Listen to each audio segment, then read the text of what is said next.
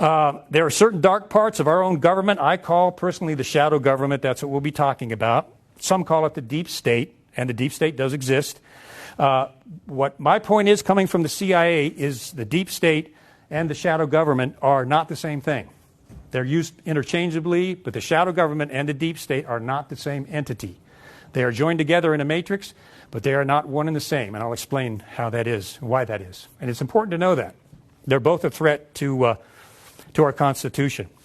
I come from the belly of the beast, the deep secret inner workings of the government that no one sees on the outside, the massive system of secrecy and the matrix of secret intelligence agencies that are now manipulating our elected officials behind the scenes.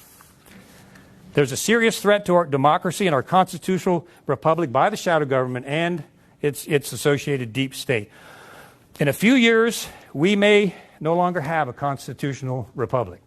Some people think that we already do not have a constitutional republic, and I, sadly, personally happen to be one of those, that the Constitution is over, except for those of us that still adhere to it as the supreme law of the land. The government has superseded that in a gross fashion. And we're going to talk about that in detail this evening. If you could please hold your questions till the end, and I will be available at the back table when we are done. And I'll answer any questions that I can. I've met some of you personally that I've been talking with online, and some folks from previous speeches, so it's so good to have you here. And we're live streaming to a lot of folks. So welcome to everyone that's watching this tonight. We hope that will cause a bang. So, all right.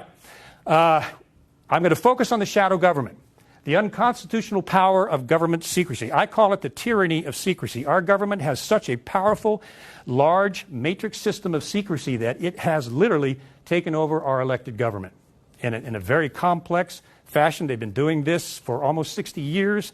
And they've got it perfected. I always like to start my talks with this because it is so important. The Constitution of the United States is the supreme law of the land. It's not a document of philosophy. It's not a written piece of ideology that's just a nice way for a country to do business or an ideology to follow. The Constitution of the United States is the supreme law of the land.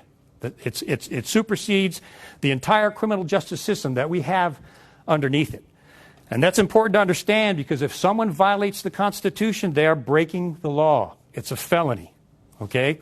So if the government or any government agency violates the Constitution, like the Fourth Amendment, for example, they're breaking the law. That's a felony.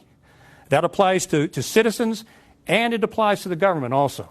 So if we remember that, we understand that, we're going to want to hold some people in Washington accountable for some of the things that are going on there. I mentioned that the shadow government and the deep state are two different entities, although they are joined together in this vast matrix that we see in Washington, D.C. and beyond. The deep state is the secret government, all of the secret intelligence agencies that are functioning in the dark behind the scenes. That is the shadow government. And it binds much of the deep state with secrecy, secret oaths, secrecy agreements, and other things that bind a lot of large contractors and others from saying anything about what they see. The deep state, however, is the system, and you can see I put a $ on system. The deep state is a system behind government. The military-industrial complex, I'll be talking about that. The currency of the shadow government is the power of secrecy, fear, and intimidation. That's the shadow government. I know because I was a part of that. I was a counterintelligence officer, interviewer, and that's how it works. The currency of the deep state is money, power, and greed. So they're two different things. They're joined together, which I'll explain. But there are two different things that function with two different systems of control that are manipulating our government behind the scenes. Let's look at this. I want to show you all the size, the power, and the extent of the shadow government or the secret government. This is the size. Each organization that I'm about to show you up here functions in secrecy and is bound by secret oaths from saying anything about what they see. When I was in there, I was in there during the Iran-Contra scandal and some other things, and you cannot talk about anything that you see, even if it's illegal or unconstitutional, because there's a system to systematically destroy you if you do. So, you remember the Council on Foreign Relations, established in 1921, came largely from the banking elite, the Morgans, the Rothschilds, and others, formed the Council on Foreign Relations. Council on Foreign Relations, eventually with the same members of the CFR, created the CIA. I think 21 CIA directors have all been members of the Council on Foreign Relations. That is an unconstitutional organization, and it has been since its founding in 1921. I'll get into that. I'm taking a library of information and research and trying to distill this down into as short as I can get it. So there's a lot of stuff here, but we'll try to keep it simple. Then the Council on Foreign Relations in the beginning and the CIA had a direct established contract with the mainstream media. Philip and Catherine Graham of the Washington Post were members of the Council on Foreign Relations and directly connected to the CIA and directly connected to the CIA and CFR's program of pumping information into the news media for propaganda of the American people. And do you think that still continues today? There's no doubt about it. I will prove it later on.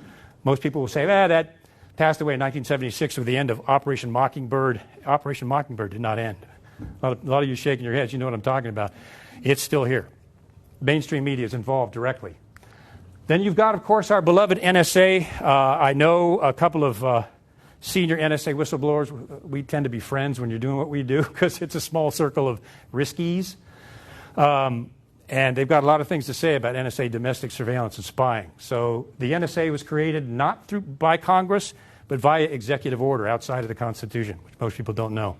It's got the Foreign Intelligence Surveillance Act, or the FISA Court, which is a secret Supreme Court that functions outside of Congress and outside of the American people, and nobody knows what it does except grant warrants to domestically spy on U.S. citizens, which it has done in a gross fashion, as most of us know, with the NSA domestic surveillance program. More on that later.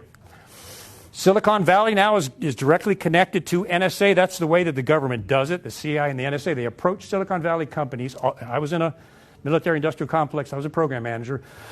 They are always looking for big multi-million-dollar contracts. That's how you survive. That's how you stay alive. So the NSA, the CIA comes to them and says, hey, we got a $5-10 million contract. You sign up, we'll give this to you, and you can hook into Yahoo and Google and everybody else. And, it's worth, in this case, about $500 million total. So your average program manager says, I'll take it. And they sign up. What the CIA and the NSA do then, because I executed thousands of these, they make you sign the piece of paper. Okay, you got this multi-million-dollar contract, but you cannot have access to anything until you sign the secrecy oath or the secrecy agreement with the CIA and NSA, which threatens you with administrative action, termination, or prison. If you mention anything connected with that operation, you can go to jail or worse. That's how they do it. Joint Special Operations Command is the President's, people don't know this exists, it's the President's private army. The President of the United States can send the secret JSOC out into any country, and I think they're out there right now, into any country to conduct a special secret operation against that group of people to neutralize or whatever needs to be done in secret. That's the JSOC. The Director of National Intelligence, 17 federal agencies made up of tens of thousands of people are engaged in the shadow or secret government. 17 different intelligence agencies are part of the shadow government. It's massive. I'll show you the size here in a moment. Department of Homeland Security has its own secret branches. Department of State has its own secret branches. You remember when Secretary Hillary Clinton secretly ran guns into Libya, Benghazi, without anybody knowing about it, without Congress knowing about it? Those guns were given to the Free Syrian Army in Benghazi and eventually up outside of Syria. The Free Syrian Army, claiming to be moderate Islamic rebels, many of them morphed into, guess who? ISIS. ISIS is now using U.S. tanks, U.S. weapons, and trained U.S. fighters, some of which they got some of the weapons from Iraq when we bailed out of Iraq. But a lot of ISIS branched out of the Free Syrian Army, and they have a lot of our weapons that they're using that we sent over there. That was conducted in secret. Did anybody here vote for that? Did anybody here vote for arming the Free Syrian Army in Syria with weapons? I don't see any hands. I never do, because we didn't. We didn't even know what was going on. That is the shadow government. Defense Intelligence Agency, another branch of intelligence, were actually caught setting up a program to gain informants inside the United States to have U.S. citizens spy on other U.S. citizens. They were caught by Congress. The program was shut down. They were directly involved in the torture program, which was more than waterboarding, by the way. People died. It was a lot worse than just pouring water on people's heads. It was pretty bad. I think they're still under investigation for some of the things that they did to an extreme in the torture program. National Reconnaissance Office. All the satellites that are around the Earth, the spy satellites, the technology of which would blow your mind. So I'm just not going there. Let's just say that's another branch of the shadow government that's up there circulating around. And the technology that is out there, all the way down to nanotechnology, is mind-blowing. The National Geospatial Intelligence Agency, most people don't know this, but they approached Google and they assisted with a contract, paying a lot of money to help Google set up Google Earth. So, and we all know what Google Earth can. They can come down and see what kind of tomatoes I'm growing if they want to. So the NGA, do you think that the federal government has a hand in Google Earth and coming down and looking at your house and your barn? They helped create it. So is there any individual privacy anymore? It's gone. It's dead. What they can do is incredible. And it increases by the quarter. National Geospatial Intelligence, the FBI, warrantless search program, where they can break, Robert Mueller authorized this, where they can break into your house without a warrant, search your house, and leave without you ever knowing they were there. Gross violation of the Fourth Amendment. I'll try to keep this short, but Robert Mueller testified under oath, fabricated 3 times. They only broke into Americans' house 47 times. They came back and said, well, sir, we happen to have evidence that it was probably more like 2,000. Now he's under oath. Oh, okay, it was 2,000. Or, sir, we have evidence that it's even more than that. Well, they got him up to 4,000 times that they'd broken into Americans' homes without a warrant. Finally, when they got him above that, they said, Director Mueller, you're not being straight with us. How many times has the FBI broken into Americans' homes? If you can imagine, his response was this: I don't remember. Okay. Do we buy that one? I don't think so. Under oath. We'll get into that a little bit later. So here we've got the shadow or secret government. I will get into the magnitude of this thing, the power of this thing, the unconstitutionality of this thing, and it is mind-blowing. That's just the shadow government. That's not the deep state. This is the deep state. The shadow government is connected to the deep state, and it binds much of it through secrecy oaths, secret contracts, and secret agreements that they are bound by life with. For example, Lockheed Martin and other companies have CIA contracts. They're bound by the secrecy oath. They can never talk about what they're doing. I'll talk about some of it because I got it from open source, and I know how to do that. So, because I have to be real careful. I have to watch everything I say. This is the deep state. It does exist. There were some of us, a few of us, that were talking about the deep state 5 years ago when it wasn't cool. And no one would say a thing about it. Now, if you listen to any talk show now, they're all talking about the deep state because it's kind of safe. Everybody's talking about the deep state, but they're claiming, well, they're Obama holdovers in the deep state, and that's really what it is. That's a smokescreen. The deep state and shadow government go back for every presidential administration going back to 1947. So it's not Obama holdovers, and I'll show you why in a moment. It is massive. The military-industrial complex, Eisenhower, when he gave that speech, originally called it the military-industrial congressional complex, because Congress is tied in so deeply with the military-industrial complex, it's disgusting. But they convinced him to take Congress out of the military-industrial complex speech that he gave. Congress is very much involved in the military complex and the deep state, and you'll see in a moment why they promise us one thing and then they vote on something exactly the opposite. The lobbyists in Washington, D.C., I think spend $4.8 million a year lobbying the Congress and the Senate to get their way. We'll call it the MIC just for short.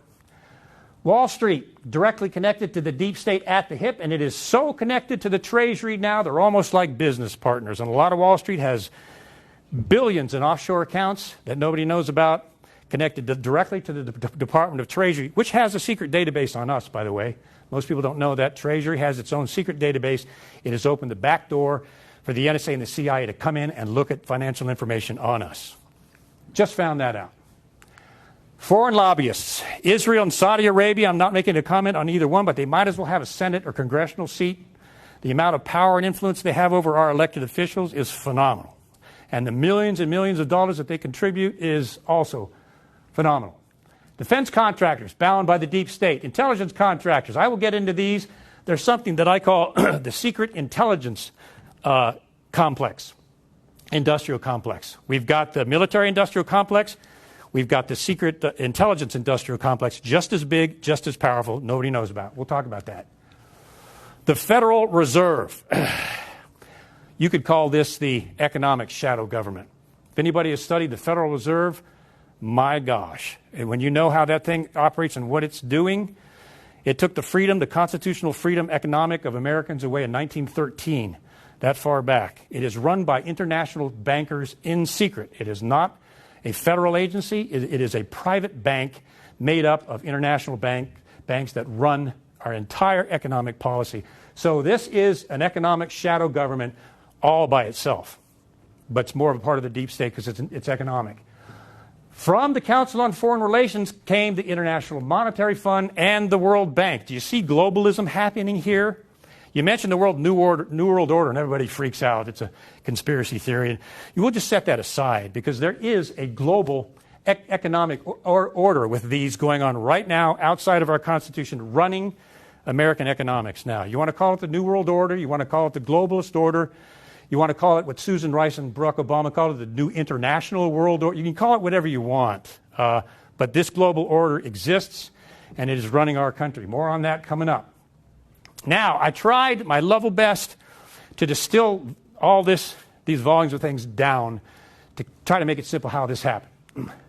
The global banking elite, the Morgans, the Rothschilds, the Rockefellers, way back with Cecil Rhodes, going all the way back to South Africa, started secret societies because they wanted a global economic world order. In other words, they wanted economic rulership of the world because that way they'd bring world peace and there'd no longer be national division. The odd thing is the majority of them were engaged in the occult, some of them very deeply.